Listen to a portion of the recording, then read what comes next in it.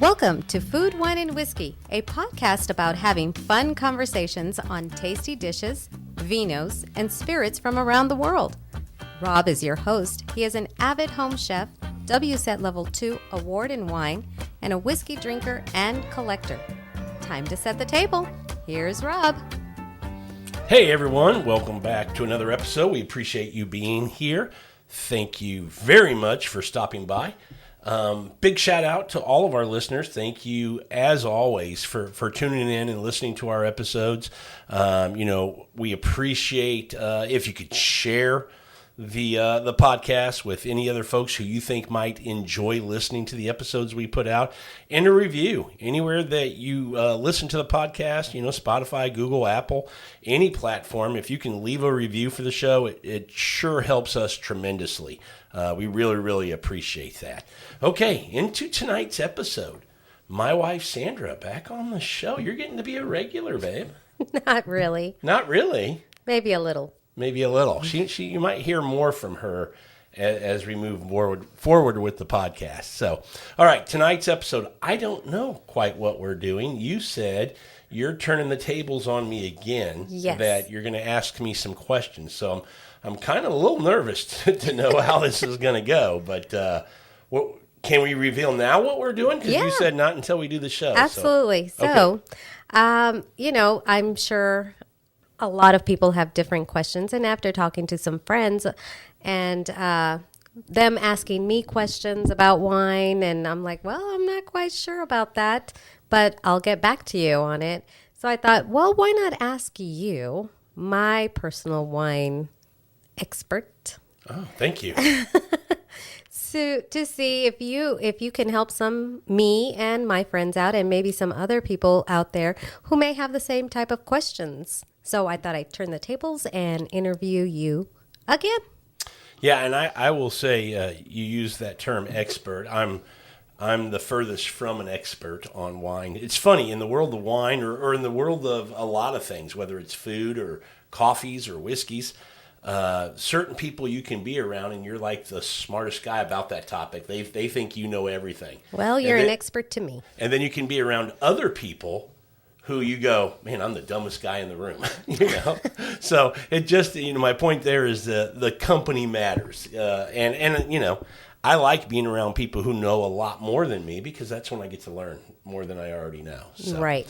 But, there are times that we have friends and they think I know a lot about certain things, which I know I don't, but I'll take it.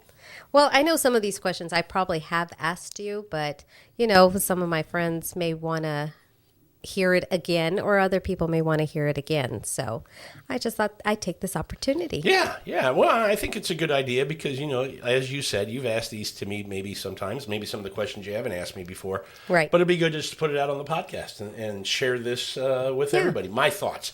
Not that it's an expert opinion, but it's my thoughts. Go ahead. Okay. So it's just a couple of questions that just I'd like a couple? to ask. Well, it's more than a couple. Okay.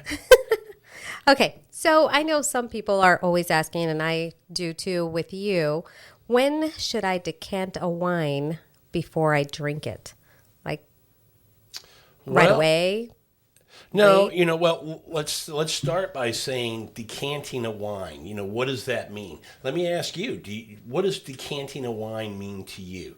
Because there's an official definition for decanting a wine, and a lot of people use that term, and it actually means something else that they're trying to do to the wine. All I know about decanting a wine is poured into this nice, pretty glass jar that looks so pretty and decorative, and you pour it in there, and then you swirl it around, and then you drink it. Yeah. That's all I know. And so those glass vessels are used to aerate the wine, but also can be used to decant the wine.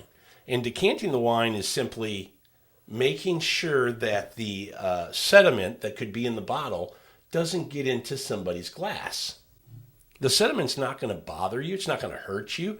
But, texturally in your mouth, you don't want little pieces of sediment, which is usually you'll find that in an older wine. As wine ages, it will form and release some of the sediment that will fall to the bottom of the bottle of wine. And so that's decanting, is to get that out. The bigger reason for putting the wine in that vessel, the glass vessel that you're talking about, is to aerate the wine, to give the wine some air to breathe, to relax a little bit, to open up, as we say in the wine world. And so to answer your question, you're aerating the wine, and I think when you would do this is when you have a younger wine. A lot of people might go, I thought it would be for an older wine. No, it's going to be for a younger wine that you're going to aerate. Decanting, when you're looking for sediment, would be for an older wine. So when you think about wines, like a big Napa Valley Cabernet or a Barolo or a Bordeaux or something like that could be structured in a way where it has big tannins, this would be something, if you're drinking it early in its life cycle, this might be something that you want to give some air to. We call it decanting, but we're really aerating. It's probably, if it's a younger wine, it's not going to have a lot of sediment, so you're not really worried about that. But you want to get some air on it to let those tannins kind of soften and open up a little bit. Well, that brings me to a question. Should you decant or aerate every wine? No, not at all. Then when do you know? Well, okay, yes and no. Here's what I would say. Yes. Okay, this is a trick question. Yes, but aerating can be as simple as pulling out the cork and letting the bottle sit for 15 minutes. Okay. You don't have to pour it into a vessel. All the vessel is doing is giving more surface area for air to get in. If you think about the bottle, it's long, the circular cylinder shape of it.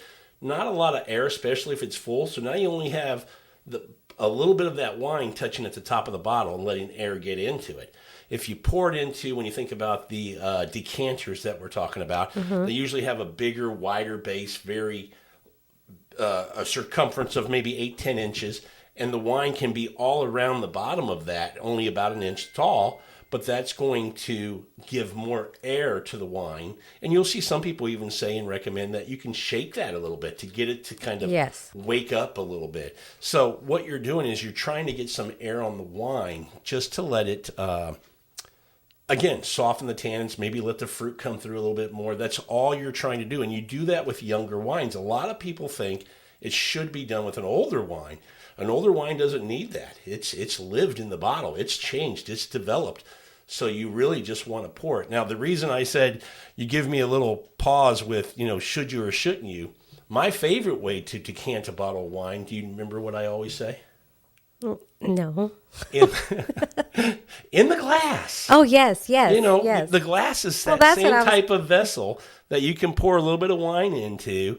And it's always fun, especially when you're kind of a nerd about wine, to explore wine that way. See what that wine is like right when you pour it. Too many people say, I know this wine's young, I'm going to pour it and leave it, and they never even check on it for an hour, 2 hours, 3 hours.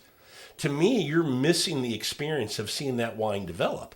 So why not just pour a little in your glass and let swirl it around. Yeah, swirl around, put some air on it, and take a sip. See what you're getting. A lot of times you and I'll do that, and we talk about how not getting a lot. It's very tight. It's tight, and so that experience when you're a wine drinker and trying to see how a wine can change.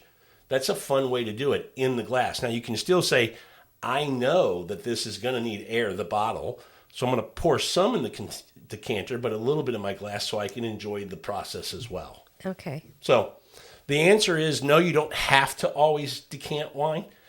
It's more for wines that are, I would say the simple rule would be big tannins in a wine. Big, bold, tannic wines. And younger. Younger wines. Sediment's a different thing. Okay. But you can get sediment out of the bottle if you just pour it slowly and let it stop at the neck. You can still keep sediment in the bottle for your guests. Okay. Well, thank you. Does that answer your question? It does. Okay. It does. It answers. I just like the big decanter. You like containers. it because it looks cool. They look pretty. Okay. So here's another one. I know a lot of people probably have this question. What is the best way to store wine? So store wine, are you talking about like for a period of time over like unopened bottles of wine, or are you talking about after you open a bottle to store it? I would say first, when you buy a bottle, So you're trying to build up, having a few Yes. bottles at home. Yes. Where do I put my having wine a few bottles? bottles at home. Okay, we're just going to go real quick on this one. I mean, the simple answer is in a dark,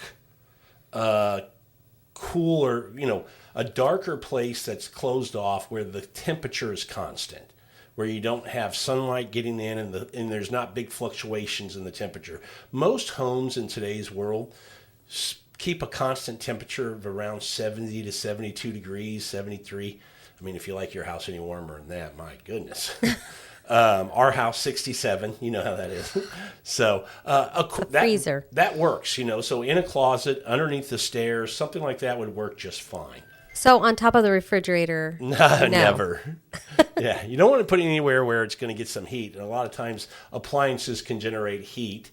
And then if you're in the kitchen, you could have, sunlight coming in depending on how the design of your kitchen. You don't want sunlight hitting bottles directly. So no, you don't want to put it on top of the I remember we used to have a little wooden, wine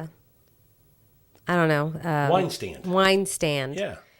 And we would put some bottles in there. Would you recommend something like that or something on the counter? Do you think that's a good way? Or is that more like if you're going to be drinking them pretty often? Yeah, I mean, I wouldn't do... If you're saving those bottles to drink at a later date, put them somewhere dark as a basic rule. Or if you want to say, hey, I want to invest in a wine refrigerator or something like that, that would be the next step after a closet would be a wine refrigerator. Do that and put them in there and then put it somewhere where it can be shown. But just putting wine on a counter where sunlight and things can get into it is a no-no. Man, when we were young, we did that. We didn't know any better. But now we know better. You don't see any bottles we have exposed. None. None. So there you go. Okay. And what about so we talked about temperature on what temperature you should keep a wine.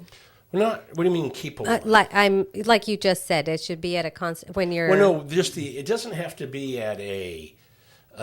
So when you start talking temperature, you're talking a whole different thing now. So well, I was going to get into temperature of a wine should be served. Okay, that's different. So if you store your wine at say 70 degrees, that's not a serving temperature. No. So where you want the wine to serve. And I don't want to get too technical on, the degrees of wine, but let's just have a simple rule for those who are listening. Okay. If you have a wine refrigerator, you probably have it somewhere between 54 and 57 degrees, which is fine. So serving temperature should be, whites are always a little more chilled than a red. So I have a simple rule of if I'm going to pull a white out of the refrigerator, out of our wine refrigerator, and we're going to have it, I'll put it into our refrigerator, which is now down to 34 degrees, 35 degrees.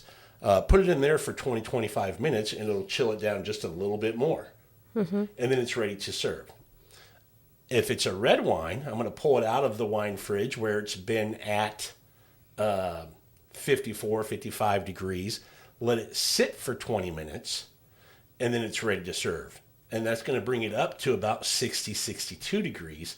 And that's where I like most of my red wines. Now, style of wine can change this. I'm not going to get into all the nerdy, dorky stuff that you can just go down that rabbit hole. But the simple rule I would say is if you have a wine that's in a refrigerator, you're going to keep it between 54 and 57. White wine, put it in the fridge for 20 minutes, then serve it. Red wine, leave it on the counter for 20 minutes. Then serve it. And they'll both be at pretty close to the proper temperature. Yeah, it's not that hard. No. And what about champagne or sparkling? Now, the only thing I do want to say is what if somebody says I don't have a refrigerator?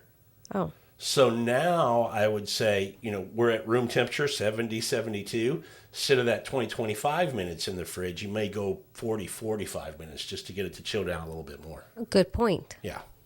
Like they may have just bought it at the store and brought it home and that too. Or if to the point we were making earlier, if you have a collection of wine but you don't have a refrigerator, just keep it in a dark closet, your house is always at 70 degrees. You need to get it. It's going to take longer to chill it down to 60 degrees than 15 minutes.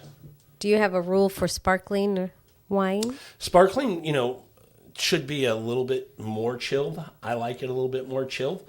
So again, pull it out of your wine fridge, and if you're going to leave a white in there for 20 minutes, leave this in there for 30 minutes. But, we have the rule of once we open the wine and we start serving it, we put a cork in it on a white wine, and we put it back. These white wines only. We put it back in the fridge. Same with a champagne. And what I would say about a champagne or a sparkling wine is on Amazon, you can find these really cool champagne toppers that actually go back into the bottle, but they have a closure that you fold down around the bottom of the neck because it has that CO2 in there. And that's part of what makes champagne and sparkling wine fun to drink is the bubbles. And so if you leave it open, you're going to lose that carbonation. Right. You want to close that back up to keep it in. So I would invest in a couple of those if sparkling and champagne is something you drink on a semi-frequent basis. I love those. Yeah, they're great. They are awesome. Yeah. And another, another thing I would say about champagne is I think a lot of people think when you open a bottle, you got to finish the bottle. It'll last a day or two as well. So you don't have to just, finish it that night if you don't want to. Okay. I mean, we tend to finish them that night. Yeah, we're not quitters. And, okay, so I know you just did an episode on ratings. Yeah. And I know I've had some people ask me, and maybe they haven't listened to the show yet or nothing.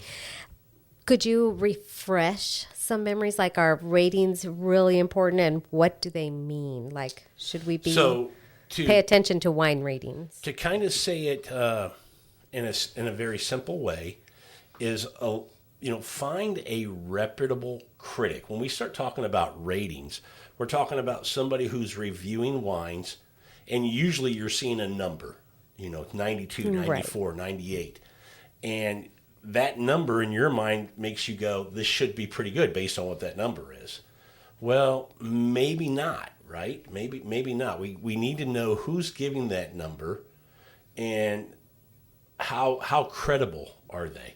So the simple rule for wine ratings, they can be helpful, but you have to know who's giving the rating, and you have to know, does the palate of that person align with your palate, right?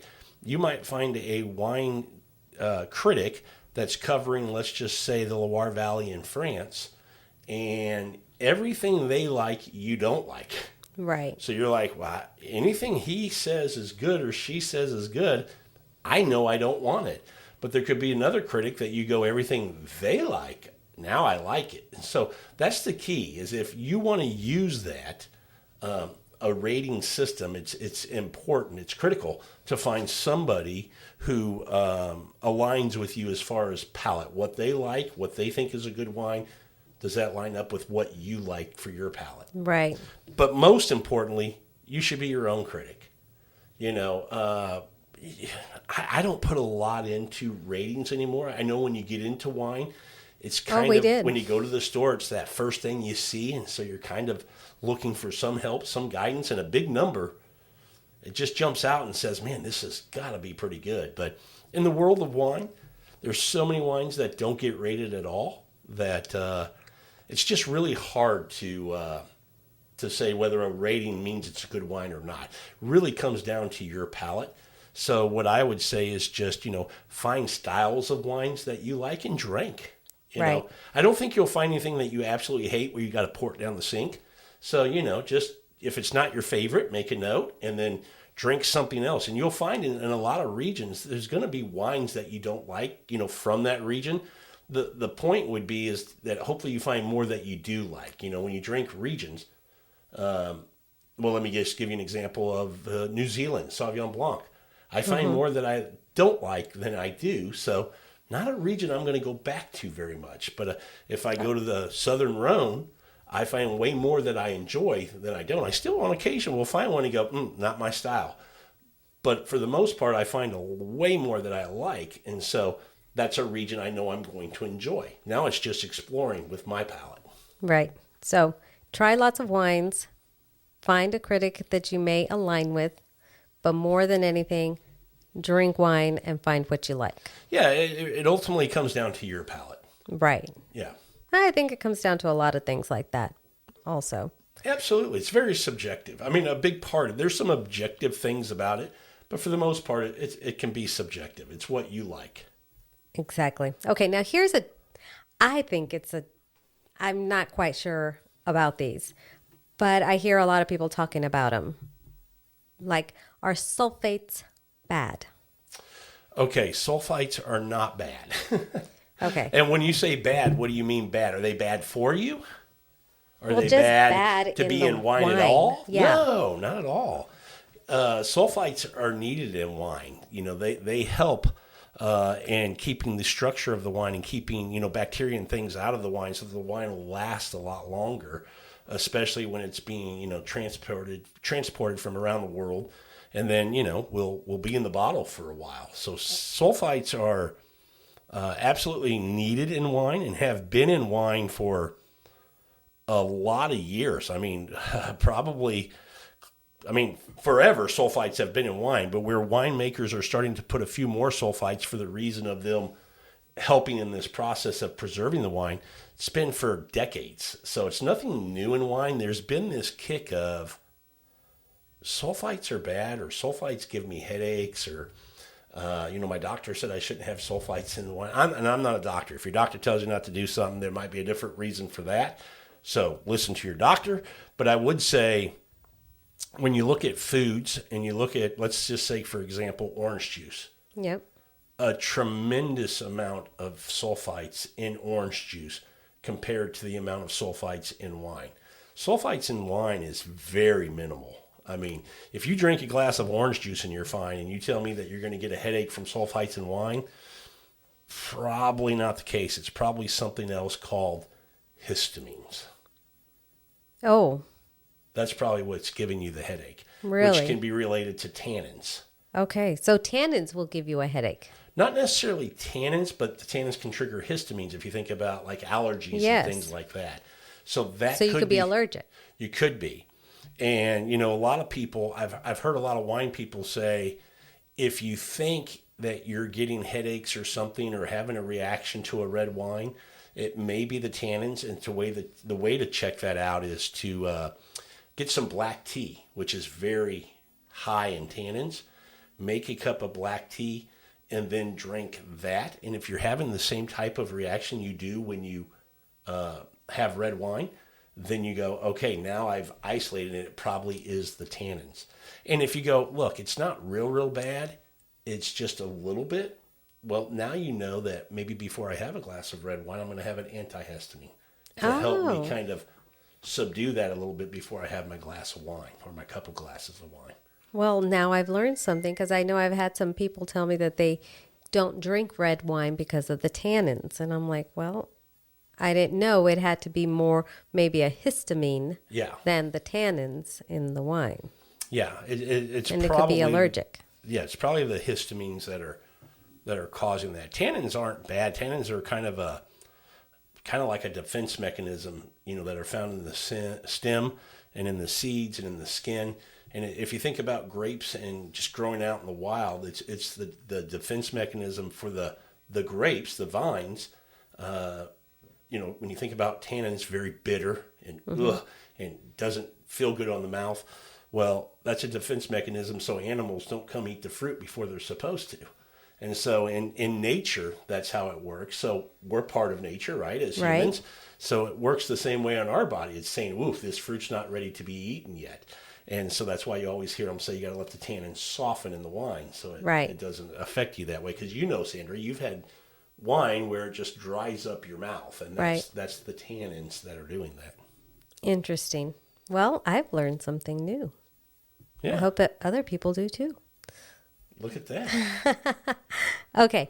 So I know I feel like I'm jumping around, and I know we talked about chilling wine and what temperature to chill it and how long and all that. Yeah. So once you've chilled a wine, do you need to keep it chilled? But you've answered that. So you don't need to keep it chilled. Only the white wine, you said, right?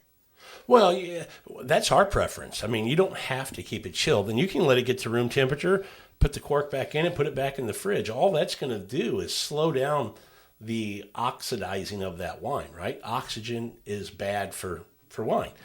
Same with a red. You know, you could open a red and drink half the bottle, leave the cork out, and drink it the next day, and it'll be perfectly fine, and it will have changed. Well, that brings me... Go ahead. Now, if you put the cork in it and put it in the fridge, if you did that with the same bottle times two, you had two bottles that were the same wine. One, you took the cork out and you let it just sit on the counter. One, you put the cork back in after you poured a glass out of each, put it in the fridge. The one that's on the counter, because it has the exposure to the oxygen and it's not as cold, it's going to speed up the oxidation process, where the one in the fridge is going to last longer. Okay. So then I guess that goes into my next question is like, how long will wine last once it's opened? Okay, so does it depend if you leave it in the fridge and corked, or anytime you can or out? If you putting it in the fridge is going to make it last longer, because something cold, it's like freezing something, right? If you have a piece of meat and you leave it out on the counter, it's going to go bad in a day. Where if you freeze it, it's going to last a couple months. Same kind of process, not exactly, but thinking about a wine on the counter, warm, it's not going to last as long. Cork it, put it in the fridge, red or white, it's going to last longer. Okay, so then a red wine in the fridge, probably get 3 days out of it, maybe 3, maybe 4. Where a white wine, depending on the white wines, but in general, white wine you can go 3 to 6 days with, you know, a white wine being in the fridge and then pouring a little bit out each day. It'll last that long. So there are exceptions to that. If you had let's just say a sweet wine that had a lot of sugar in it, or a fortified wine. Now you don't even have to put it in the fridge. A fortified wine, you can just leave it on the counter, put the cork back in, and it'll last months, sometimes years. So, but in general, white wine, 3 to 6 days, I would say. Red wine, 2 to 4 days. 2 to 4 days. Mm-hmm. Okay, so now what about a Coravin? You know, Coravins... Don't do it. Why? I mean, unless you're really into wine, and if you're listening to this episode to get questions, you're probably not that into wine yet, and which means you don't have bottles in your fridge that are very expensive bottles where you go, all I want is a drink out of this. Well, do you want to explain what a Coravin is for those that might not know? Okay. A Coravin is a device that will let you extract wine, pour wine out of a wine bottle with a cork. Can't have a glass enclosure. So you're not taking the cork out. You're not taking the cork out with the cork staying in. It can't be a glass enclosure or a screw cap. It's got to be a cork. And it's got to be a natural cork. I don't think it's going to work on a lot of synthetic corks.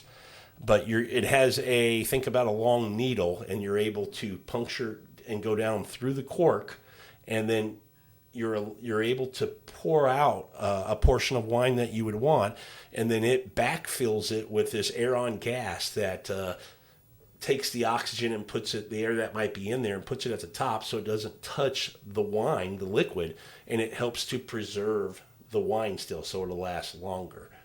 And it's an expensive piece of equipment, you know, probably a couple $100 for the lower end ones, all the way up to $300-400 for the more expensive ones.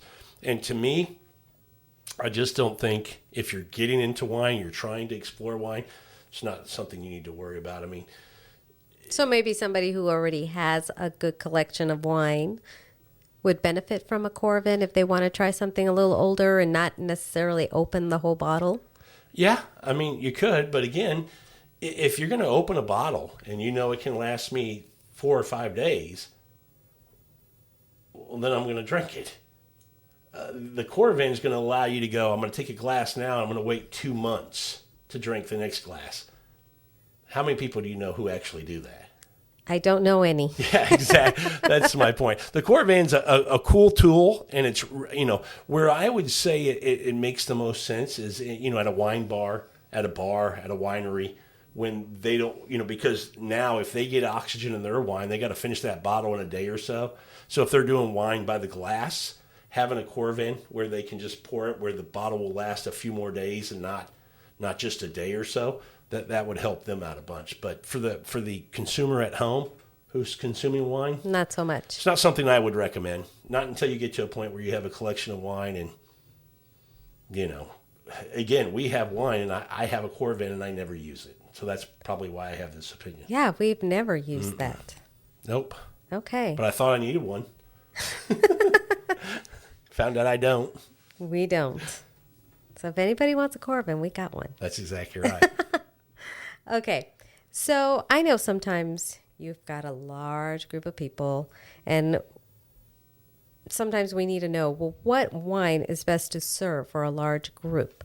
Do we get the big $5 Are you liter asking of me? wine? Are you asking me how much you should spend on wine? I don't know. I'm just asking, like, do you go like for a lower price wine? Do you go for No. I mean, look, we already know that price isn't something that we look at. I would answer your question this way.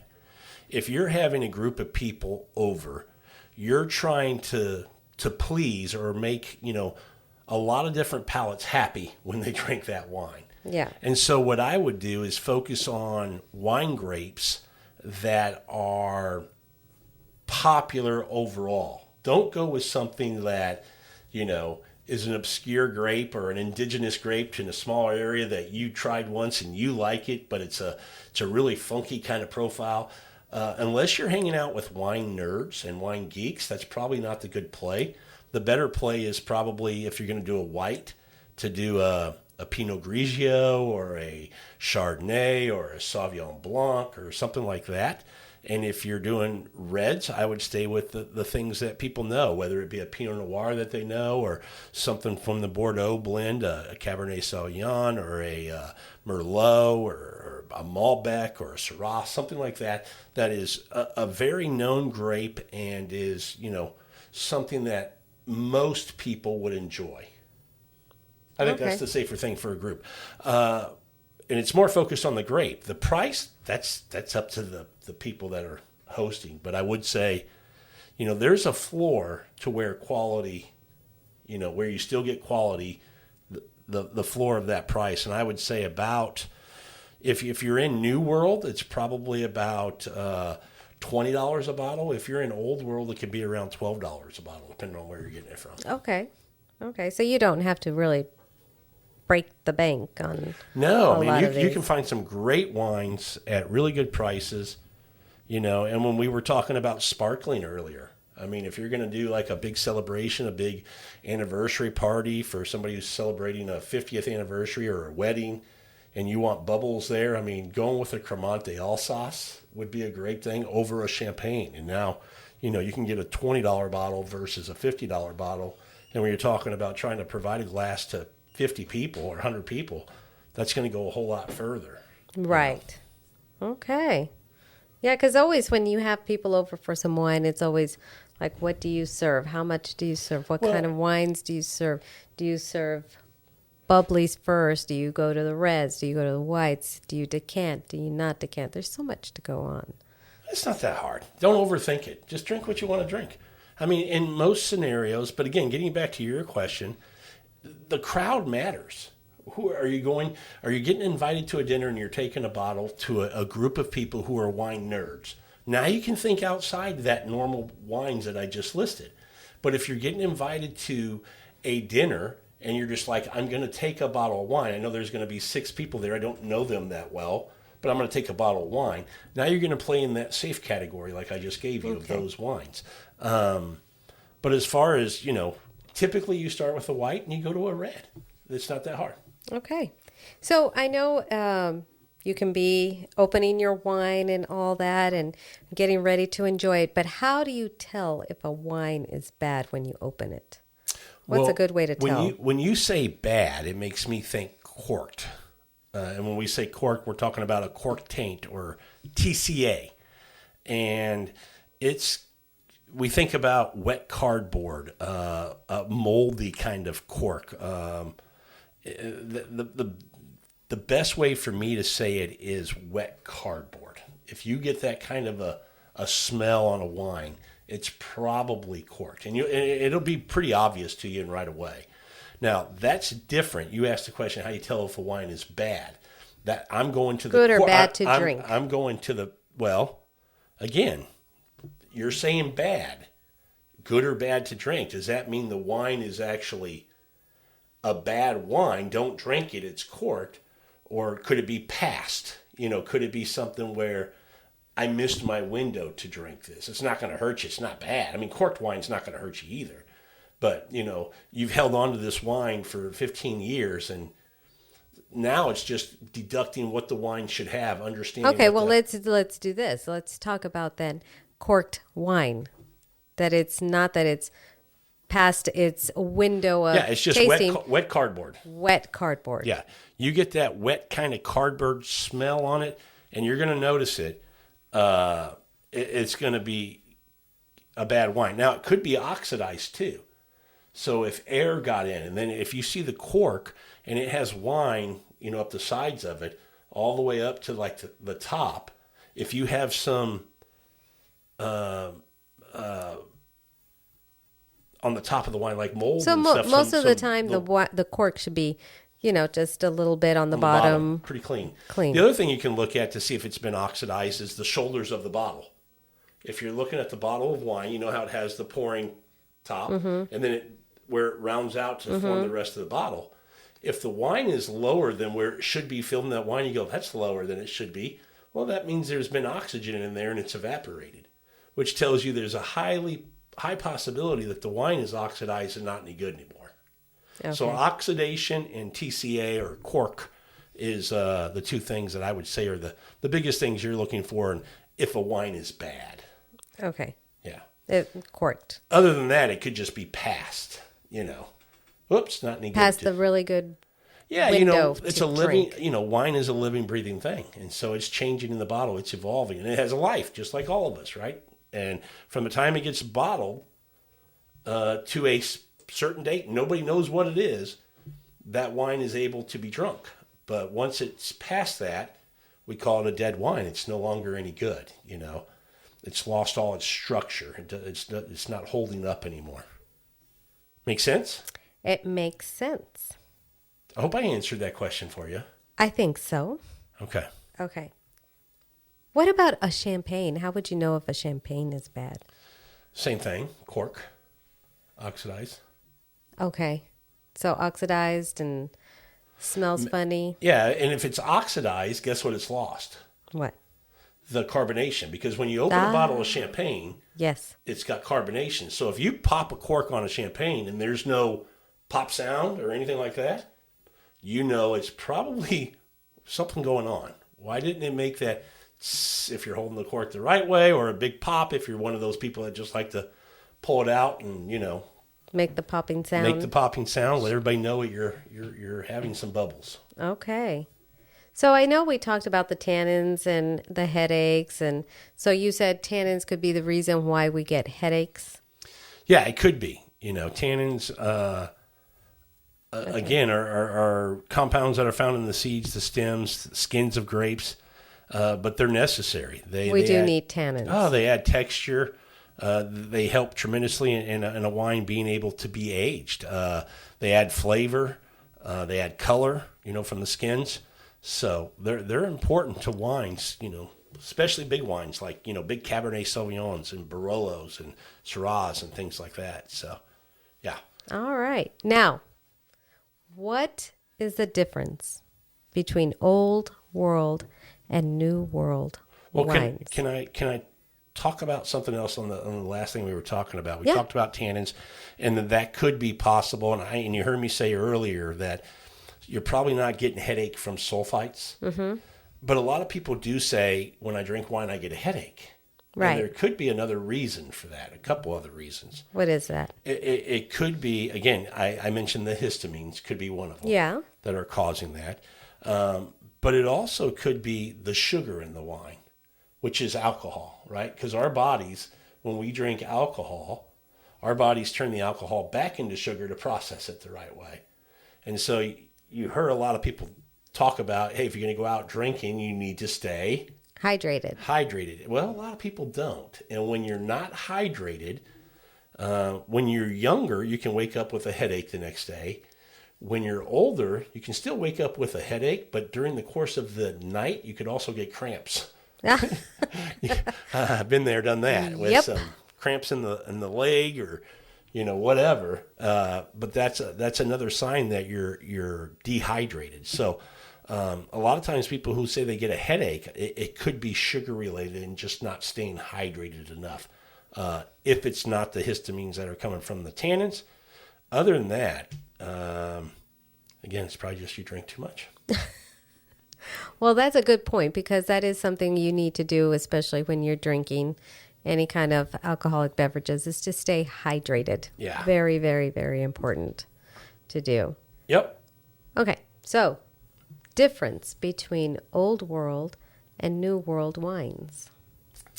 Well, I mean, it's more about when you say Old World and New World wine, it's not really a difference in the wine.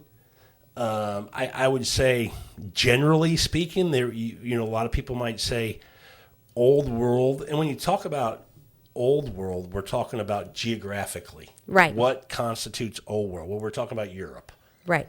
So we're talking about most people right away go to Spain, France, and Italy as the biggest wine regions in the Old World. Now, Portugal produces a lot of wine.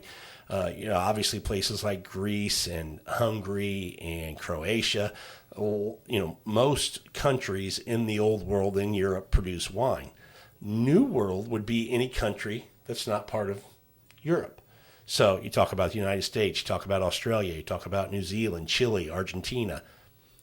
Some say South Africa. I guess it is a New World, but man, a lot of other people would argue that it should be considered Old World. South Africa has been making wine for a very long time. So all these other places, Canada, New Zealand, all these kind of places are what we consider New World. So that's the difference between Old World and New World, is just geographical. However, some people will also say that Old World just kind of has this style to it. You get more of a sense of place, that the soil comes out as part of the profile in the wine that you can actually taste, versus a lot of New World places are really fruit driven. And so there's that component to it, but there are, and you hear that when some folks might go, well, it's a New World country, but this is an Old World style. That's what they're talking about. Right. And you're seeing that go both ways. You're seeing some New World places kind of create that style, but you're also seeing some Old World producers who are making what we might think is a more of a New World style of wine, where the fruit is a little bit bigger and a little more forward, a little bit more extracted. Okay. And would you say that you would drink more Old World with food versus the New World, where it's more just drinkable? Yeah, I think you're bringing that up. Well, I don't know why you're bringing that up, but I would say yes, absolutely. I think that's a great point, Sandra, because one of the differentiators, I think, New World wines. I'm making a very general statement. It doesn't apply to everybody, but for the most part, New World wines are made just to be drank, right? Just put it in a bottle, pour it in a glass, and drink it. Can still go with food. But I don't think most of the time the intention isn't to pair that with food. Where Old World wines are absolutely, in my opinion, are absolutely made to go with wines. Whether it's Spanish, German, French, Austrian, doesn't matter. It's Italians especially is made to go with food. Yeah. Yes, I agree. Because I find myself more, instead of just enjoying a glass of wine, Old World wines or Italian wines, I have to have something to eat with it. Yeah, and a lot of times you and I have, had a glass of wine with a meal, and we might have a little bit before the meal, and we go, and then when we have it with the food, we go, man, just big difference. Very. And then when the meal's over, you're back to like, okay, wine's okay again. But the food really enhances that experience, that enjoyment of the wine. Yes. Yeah. And whereas some of the New Worlds, you can just enjoy the wine itself just as it is and just drink it that way. We call it a porch pounder. Just go out back, sit on the porch, and pour your glass of wine. You don't have to have food with it. Right. What are you looking at me like? What do you mean porch pounder? No, I understand what you're saying. Oh, okay. You were giving me that look like you thought a porch pounder was something else. No. Oh, okay. No, I knew what you were saying. Yeah. So, yeah, well, those were some of the questions that I know I have discussed with some friends, and I know I had, and I'm not sure if other people also have the same questions, but we answered them. Yeah, Okay. you did. So those are wine questions from Sandra. Is that what And we're calling friends. this episode? And Wine- friends. Okay. Well, the biggest thing I would say is if you're not drinking, start. Start Wine. drinking some wine. Yeah. Start drinking some wine. Beau- Explore beautiful, all different kinds of beautiful wines. beverage. Yeah. And explore. Yeah, definitely explore. That's it? We're done? That's it. Boy, you took it easy on me. All right, everyone. Thanks for listening to this episode of Food, Wine, and Whiskey. And until our next episode, enjoy your next pour.